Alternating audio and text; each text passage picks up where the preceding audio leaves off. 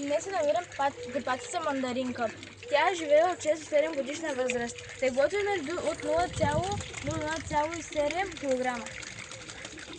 Дължината им е 0,3 метра. Общината им е от 0,15 до 0,20 метра.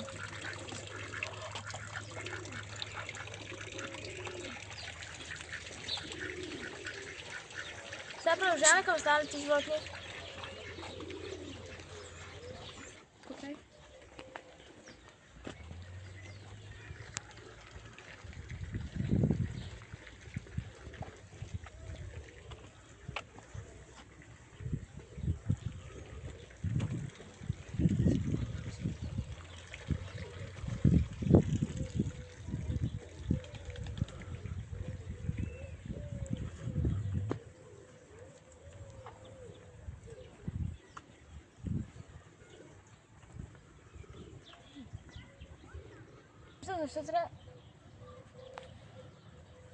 Днес се намирам при вълка пак.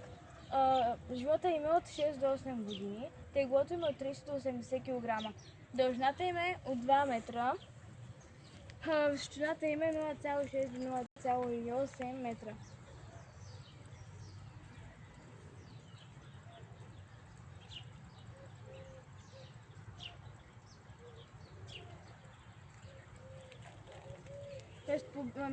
Местообитание гори, тундра, тайга, равнини и планини. Храна хищник, размножаване. Бременността продължава от 60 до 63 дни. Раждат от 1 до 14 малки. Днес се намирам при кафеновата мечка. Тя се казва Ласко.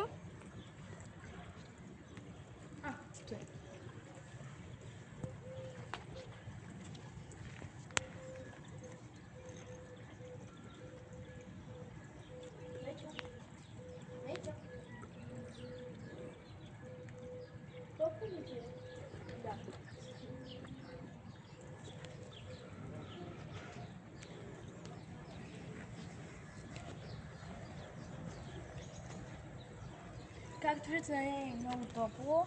Стои да сплезе език.